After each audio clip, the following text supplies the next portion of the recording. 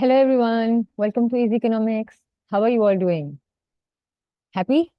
Yes, you all requested, and so here I am solving with you all today IGCSE paper 0455 variant 12 February March 2023. All right, so let's directly dive into the paper. All right, MCQ number 1 says in country Z there has been a decrease in the birth rate. In the short run, which variable will be affected? Now they are saying if there's a fall in the birth rate, so which variable is going to be affected in the short run? Inflation, population, supply, or unemployment? Yes, it has to be population. Whenever there is a fall in the birth rate, immediately the result can be seen by way of a decline in its population. So for A, it has to be, for MCQ number 1, it has to be B, population. All right. Number 2. Number 2 says the diagram shows the choices for an individual between leisure and earnings. The vertical axis of this diagram shows the hours of leisure per day, and on the horizontal axis, you can see the earnings. Now, the person decides to take a job that gives more leisure time. Now, he's going to go for the job in which he's going to have more time for relaxation. What is the opportunity cost to the individual of moving from position Y to position X? So now, if initially he was at point Y, and now he's deciding to move to point X, they're saying, what will be the opportunity cost? Excuse me. What will be the opportunity cost to this person? Now, at point Y, he was working for 8 hours. At point Y, he was working for 8 hours of leisure, and he was earning $80. Right? So 8 hours and $80. At point X, if he decides to move to point X, so now the earnings is going to be $60. But what about the leisure? Yes, the leisure hours will rise to 12 hours. Now they're saying what will be the opportunity cost. So the opportunity cost of getting hold of 4 extra hours of leisure would be the $20 earning being sacrificed. So it has to be A. 2 has to be A. Get it? All right.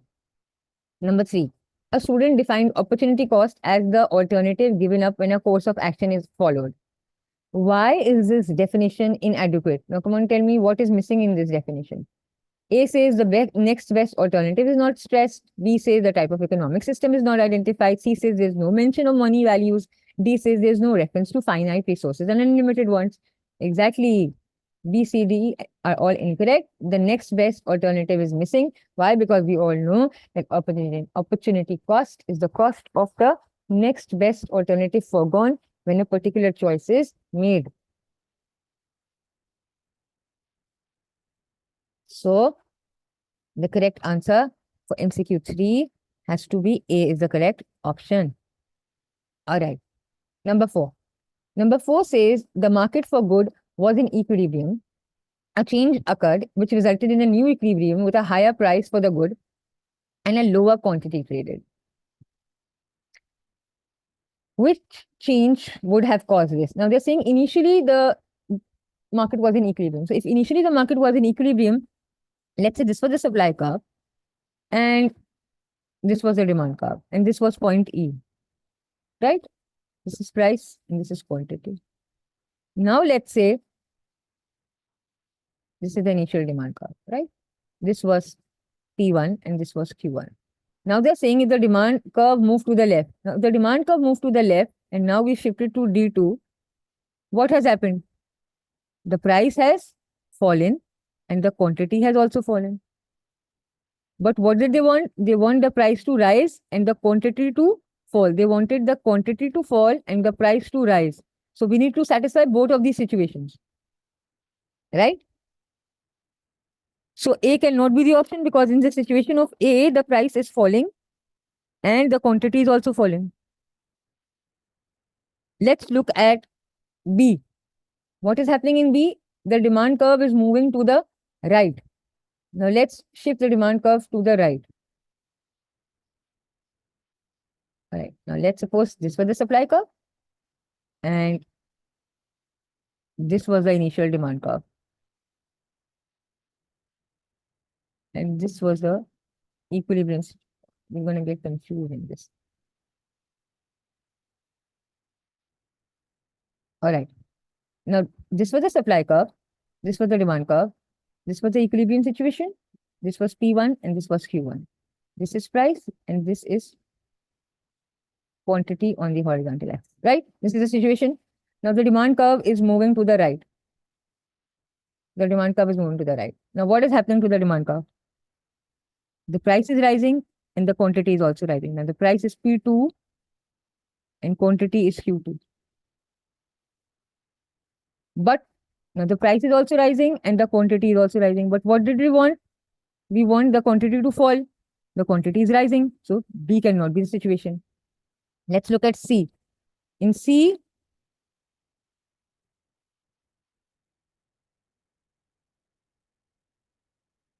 now this was the supply curve. Price on the vertical axis, quantity on the horizontal axis. This was the demand.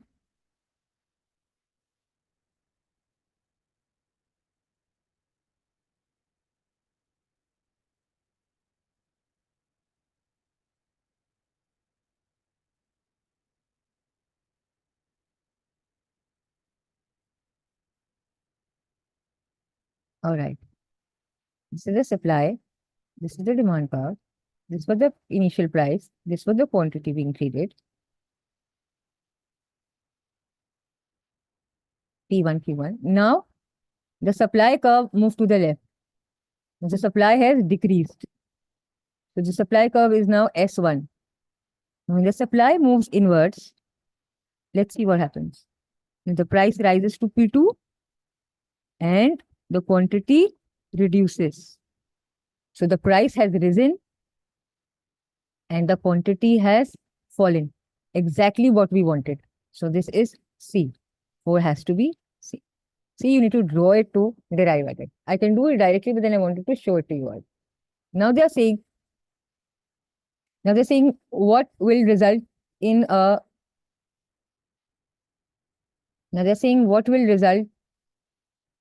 number 5, what will result in a movement along the demand curve for a product? We all know when there is a movement along the demand curve, what causes a movement along the demand curve? The price of the product itself.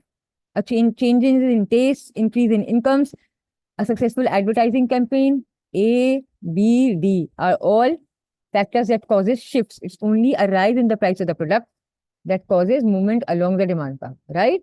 So 5 has to be C. All right. Number 6. Number 6 is, in a year when there are big increases in demand for cars, increases in demand for new cars, many used cars also came onto the market. The diagram shows the demand for and the supply of new and used cars. The original equilibrium position was at E in each case. Now they're saying there are two separate diagrams. One is for the new cars, one is for the used cars. In each scenario, initially we were at E, right? Now, what is happening in the market for new cars? In the market for new cars, the demand is rising. So when we were at E initially, the demand is rising. So this means we are going to shift, the demand curve is going to shift towards the right. From D1, we are moving to D3. So this means we have now moved on to point Y. In the case of new cars, we are now at Y. So let's look at the table for new cars. For new cars, we are at point Y. So this means A and B can be chopped off. It either has to be C and D. Now, which is the correct option to determine it? We are going to move towards used cars. What is happening in used cars market? Used cars market, many used cars also came into the market. This means we are talking about the supply. The supply of used cars is rising. Initially, we were at E. We were at S1. Now, when the supply is rising, this means we are going to shift from S1 to S2. When we are going to shift from S1 to S2, keeping ourselves on the same demand curve, but moving onto a new supply curve, which means we are again moving towards, we will keep ourselves on D1, we'll shift towards S2, we are going to move at Y. So we are going to be at Y and Y, both points, in both the markets, we are going to be at Y. So it has to be YY point. So D has to be the answer. For 6, it has to be D. All right. Number 7. A government places an indirect tax on a good which has price elastic demand. Now we all know what happens when an indirect tax is placed on a good. The price of that good will rise. And since it's also price elastic, so this means that there will be a change, a small change in the price will bring around a drastic change in the quantity demanded, right? So what will happen to the total expenditure of the good? The total expenditure should decrease because it is price elastic. So you can chop C and D. And what about the quantity demanded of the good? That also has to decrease. Why? Because they're saying it's price elastic, right? It's very responsive. So it has to be A. So for 7, it has to be A. All right, because when indirect tax is imposed, the quantity demanded will decrease and spending on it will fall, right? 7 has to be A. Let's look at 8. 8 says the price elasticity of demand for cigarettes is estimated to be 0.5. So this means PED in this case is 0.5. The government introduces a tax on cigarettes to reduce consumption. So government is imposing tax to decrease consumption of cigarettes. They are saying by how much the price of cigarettes rise to reduce consumption by 10%. All right. So if you want to reduce the quantity demanded by 10%, what should be the change in the price? So put in the formula. PED is equals to percentage change in quantity demanded over percentage change in price. So this has to be 10% upon X. That has to be 0.5. So the answer would be 20%, right? So X in that case is the percentage change in price, you can say. I'm putting it in X, but you will get confused. So the percentage change in price should be 20%. So 8 has to be D. You just need to insert in the values and remember the formula and you will do it. All right. All right. Let's look at 9. Number 9 says the diagram shows the demand for and supply of bread. A maximum price of P1 is fixed by the government. Yes, the maximum price is imposed below the equilibrium price, right? What is likely to be the immediate result of this? Now, what will happen? This much is being demanded and this much is being supplied. So what does this shows? What does this shows? A shortage, right? So for 9, it has to be C. Easy. Number 10. What is a function of commercial banks? Now, what does commercial bank does? Accept deposits and savings, lender of the last resort to the government? No, that's the role of a central bank. Manage the national debt? Again, that's the role of the central bank. Operate the monetary policy? Again, that's the role of the central bank. BCD eliminated? Yes, it accepts deposits and savings. 10 has to be A. So by elimination also and by the concept also, we know that the role of commercial bank is to accept deposits and savings. The rest all belong to the central bank. CB over here, this means the central bank. Do not confuse it with commercial bank, people. These are all role of the central bank. All right. 11. The table shows spending in the leisure sector of a country in 1995, 1999, and 2005. All right. What can be concluded from the table? Now let's look at each individual option and then we'll ascertain which is the correct answer.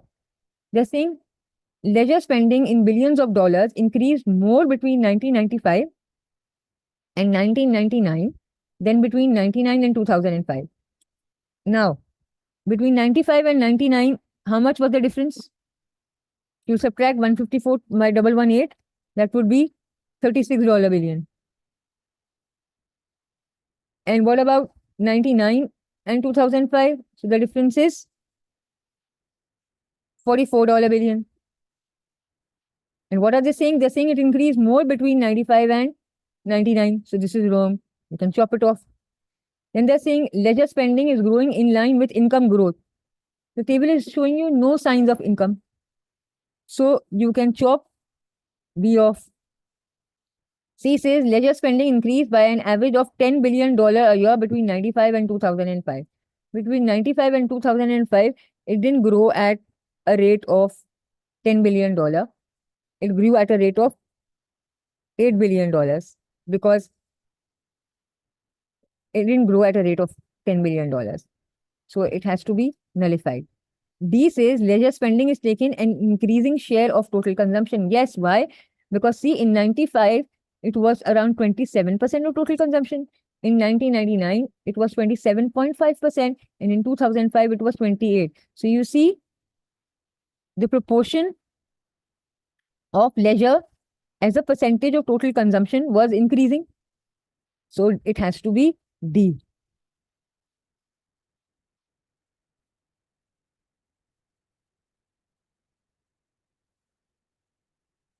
Number 12. The graph shows the supply of labor in 4 occupations. Which graph shows that people prefer leisure to work above a certain income? Now, you see, with quantity of labor supplied on the x-axis and on the vertical axis, they are showing the wage rate. So the correct answer should show some sort of a bend towards the backwards. Why? Because it shows some preference of leisure over work. So it only case in which is only depicting a situation where the labor is preferring leisure to work is being only depicted by graph D. So only graph D is showing you such a characteristic. So it has to be D. That beyond a certain level of income, people are preferring leisure to work. So it has to be D.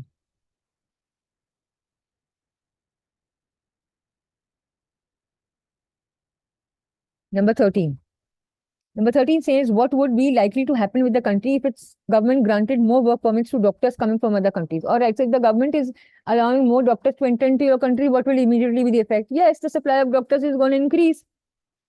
So demand for doctors, no. Increased productivity of doctors, no. Increased salaries, no. Increased supply, immediate effect would be the supply of doctors would increase. So 13 has to be D. All right.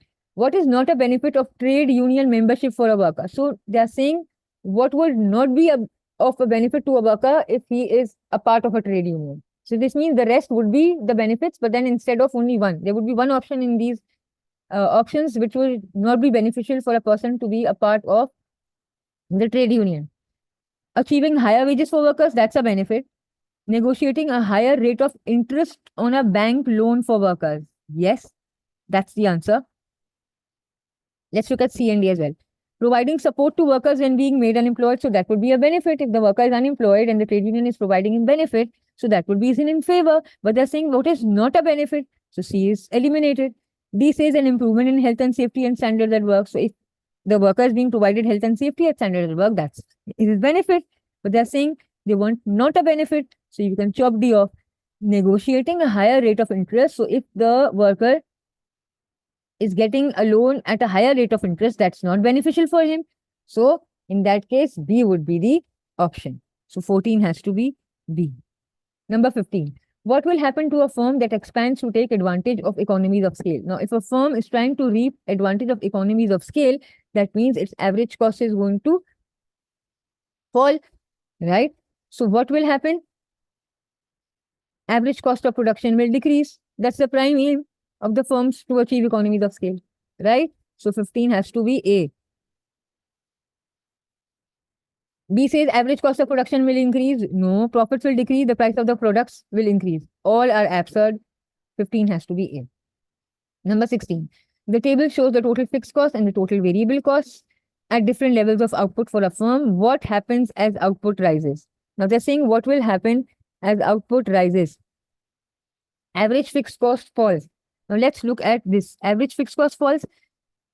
Average fixed cost, when output was 100, the total fixed cost was 1000. So average fixed cost is what? Total fixed cost upon output, right? So now let's looking at the formula.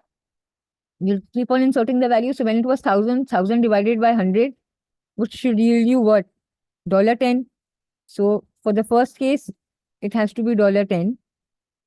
Then 1000 divided by 200 would give you $5. Then 1000 divided by 300, $3.33. And then 1000 divided by 400, $2.5. So yes, average fixed cost is falling. 16 is A. Average fixed cost rising. No, average fixed cost is continuously falling. I've showed you. So B is incorrect. Average variable cost remains constant. No, average variable cost has to fall as well. Because when output level is going to keep on increasing, the variable cost will fall. You see, 1000 divided by 100 would give you 1000 divided by 100 would be giving you $10. Then 1500 divided by 200 would be giving you 7.5 and so forth. So average variable cost, you will see it would also be declining. will not remain constant. And average variable cost will rise, no, average variable cost will fall. So all of these three options are incorrect apart from A. So average fixed cost is falling. So 16 has to be A. Number 17. Which characteristics are found in a monopoly? Now, which characteristics is found in a monopoly? Freedom of entry to the market and a single seller. No, there are restrictions to entry. There are restrictions to entry. So A is incorrect. That's why freedom of entry to the market and many sellers. No, there is only has to be a single seller. So B is incorrect. C says many buyers and a single seller. Yes, that's the correct answer. And D says many buyers and many sellers. That's incorrect. So 17 has to be C.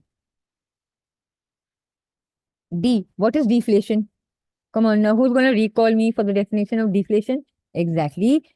Deflation is negative inflation or a sustained fall in the prices of goods and services. A sustained fall in the prices of goods and services. This means, looking at the definition, which should be the correct option? Yes, a decrease in the consumer price index. 18 has to be B. Can anybody recall me what was claimant count? Yes, claimant count was a measure of unemployment. Remember, which counts as unemployed? Those in receipt of unemployment benefits. So it is not A. It cannot be HDI. Deflation has nothing to do with HDI and real GDP product. It cannot be a decrease in the real GDP product. When we are talking about deflation, it has to be negative inflation. It's a sustained fall in the prices of goods and services. So it has to be a decrease in the CPI. So 18 has to be B. 19. What is the likely outcome of an expansionary monetary policy? Now, what is monetary policy? When monetary policy is expanding, this means money supply is increasing or the interest rate is falling. When we are expanding monetary policy, this means the money supply is increasing or the interest rate is falling. Now, what happens when there's an expansionary monetary policy? What will be the outcome of that? When interest rates are falling or the money supply is increasing, so firms will be increasing their economic activity, right? All right. Borrowing by consumers fall as the money supply increases? No. D says wage rise due to a lower rate of inflation? No. Wages are not going to rise. Price falls as total supply exceeds total demand? No. Firms expand to meet higher consumer demand. Why? Because it's easier and more reasonable for firms to borrow money, right?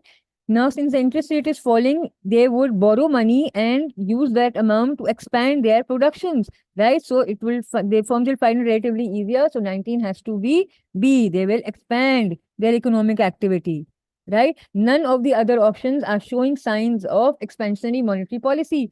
So A, C, and D are all going to be nullified because they are not showing any signs of expansionary monetary policy apart from B. 20 says, in the past, government have adopted policies to try to end a recession in their country and increase economic growth. Which combination of policies is most likely to achieve this? So now they are asking you, which combination of policies is going to address to the situation of reducing the recession in the country and at the same time increasing economic growth? What is recession? Recession is a decline in the real GDP for more than 6 months. For more than 6 months. So now they're talking about taxes and they're talking about government spending. So if you want to end recession, what should you do with taxation? Yes, taxes should be falling and government spending should be increasing, right? If you want to increase the economic activity in an economy, so government spending should rise and tax should fall. So we want government spending to increase. So A cannot be because in A, you are decreasing government spending.